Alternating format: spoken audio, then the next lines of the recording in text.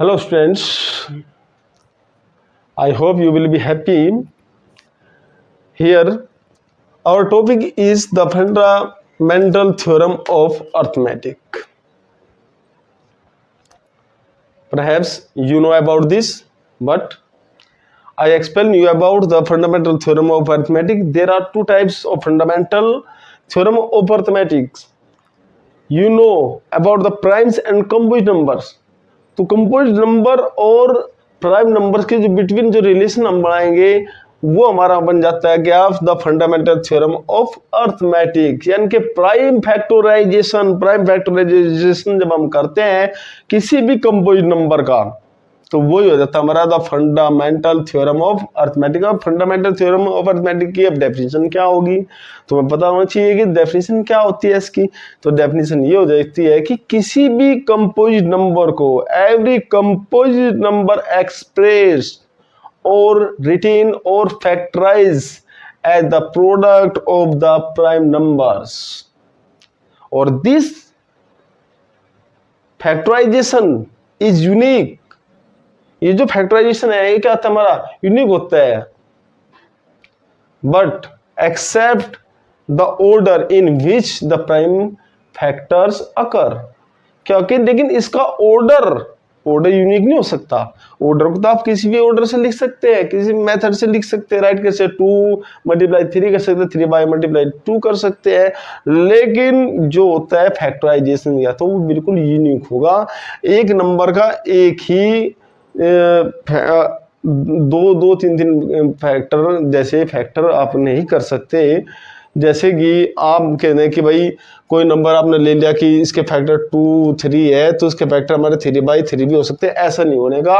हाँ केवल order change हो सकता है लेकिन सेम दो नंबर्स के दो कंपोजिट नंबर के मोर देन 2 नंबर्स के जो प्राइम फैक्टराइजेशन में बिल्कुल सेम नहीं हो सकते। इसलिए क्या कहते हैं कि इनका जो फैक्टराइजेशन हो तो बिल्कुल यूनिक नहीं सकता है।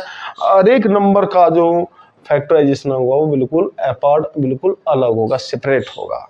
ओके स्टूडेंट्स, तो यही होती है हमारी कौन सी the fundamental theorem of arithmetic. जो मैंने बताया था कि एवरी कंपोजिट नंबर एक्सप्रेस्ड और रिटन एज या factorise as the product of the prime numbers. और या फिर every composite number expressed as the product of the powers of the prime numbers in ascending order और या फिर descending order. यानी कि हम किसी भी प्राइम नंबर्स के किसी भी कंपोजिट नंबर को प्राइम नंबर्स की क्या है पावर के फॉर्म में हम से शो कर सकते हैं।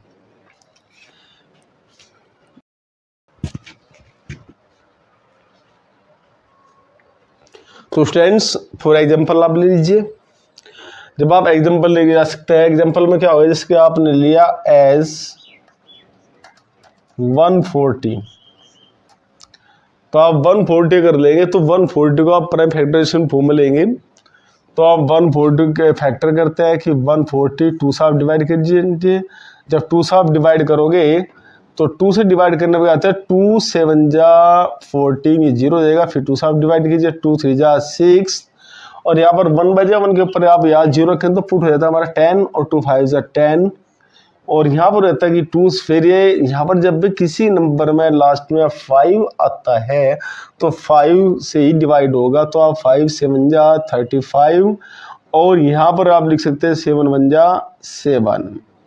तो प्राइम फैक्टराइजेशन अब इसे हम नोट कर लेंगे। हमने अभी तक क्या किया है कि आप ऑलवेज कभी कोई स्टूडेंट को ना पता हो तो बेटे सबसे पहले क्या करते हैं कि अगर यहाँ पर कोई भी नंबर 0 या इवन नंबर है तो ऑलवेज वो 2 से डिवाइड होगा। अगर 5 है या 0 है तो भी 5 से डिवाइड होगा। तो आप डिवाइड क्या करते हैं 2 से डिवाइड करें तो आप यहाँ करेंगे इसको 2 से अलग रफ पर डिवाइड कर लीजिए और यहाँ पर इसका क्वोशिएंट आप राइट करोगे। फिर इसके बाद 2 से 7 डिवाइड कीजिए क्वोशिएंट आ जाएगा। 5 से डिवाइड कीजिए 7 आ जाएगा। 7 से डिवाइड तो 1 टाइम्स।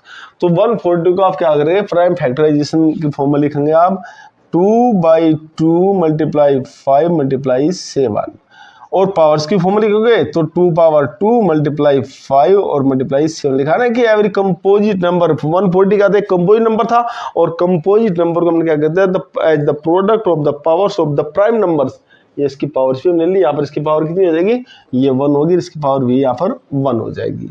तो ये होता है the fundamental theorem of arithmetic. एक थ्योरम और होती है फंडामेंटल थ्योरम, वो कौन सी होती है समझिए इसको भी और लर्न कीजिए। आई एक्सप्लेन यू और I teach you about this.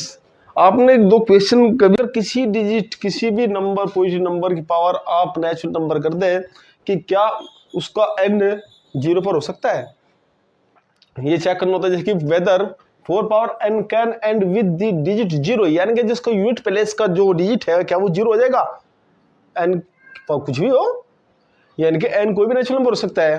तो इसके लिए हमें क्या होता है, वही नंबर्स का एंड 0 पर हो सकता है, कैन एंड विद 0, जो नंबर जिसके प्राइम फैक्टराइजेशन 2 और 5 होंगे, दोनों का होगा, इनके 2 × 5 होगा। तो अगर कोई भी नंबर्स आपका p 2 power m × 5 power r की फॉर्म में है, तो वो बिल्कुल 100% आप p की पावर आपसे कुछ भी ले लीजिए, कोई भी नेचुरल नंबर ले लीजिए, तो वो 100% क्या होता है कि इसका एंड विद डिजिट 0 होगा। और बात चलती है इस क्वेश्चन की, बात चल देती है, कभी कभी आता है 6 पावर n होता है। हमने देखा कि प्राइम फैक्टराइजेशन करते हैं 4 का, तो बेटे जब 4 का करेंगे तो 2/2, इसे याद उसको नहीं सकते, तो ये इसके प्राइम फैक्टर्स हमने किए।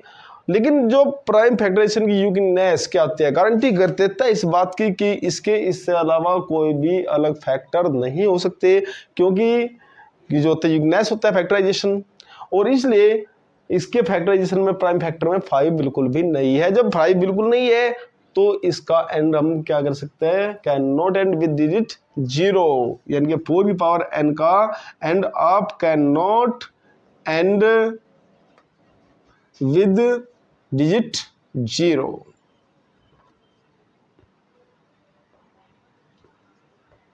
ओके स्टूडेंट, इसका एंड क्या हो सकता है, वो 0 पे नहीं होगा। इसका रीजन पता लग गया होगा, इसका रीजन ये पता लग गया होगा कि यहाँ पर क्योंकि इसके प्राइम फैक्टर में 2 तो है लेकिन 5 नहीं है। यहाँ पर भी देखो, यहाँ पर क्या फॉर्मूला लगता है कि जिसमें 2 और 5 फैक्टर होंगे, प्राइम फैक्टर होंगे, तो 100% उसकी पावर आप कुछ भी ले लीजिए, वो उसका एंड विद डिजिट 0 होगा। आप एग्जांपल के रूप में ले सकते हैं, जैसे कि 20 ले लिया और 20 के फैक्टर आपने करे 2 × 5, देखो 2 भी आ गया इसमें और 5 भी। आप 20 की पावर आप कुछ भी ले, 2 ले लीजिए, 20 की पावर आप 3 ले लीजिए, तो 100% 100% इसका एंड का होगा विद डिजिट 0 होगा, यानी कि लास्ट का जो डिजिट होगा उसका 0 होगा। I hope you learn about these fundamental theorems. So thank you very much and take care all students. Next video में रियल नंबर्स के फर्स्ट चैप्टर में से लेकर आऊंगा रियल नंबर्स। तो स्टूडेंट्स ध्यान दें और सीखें एंड कमेंट बताइए, अगर कोई प्रॉब्लम आती है आपको बताइए, लेकिन स्ट्रेस मत लेना, टेंशन मत करो पढ़ाई की, बिल्कुल भी टेंशन करोगे तो कुछ समझ में नहीं आने का। बस मजे मस्ती में पढ़ते रहिए, अपना ध्यान रखिए। Okay students.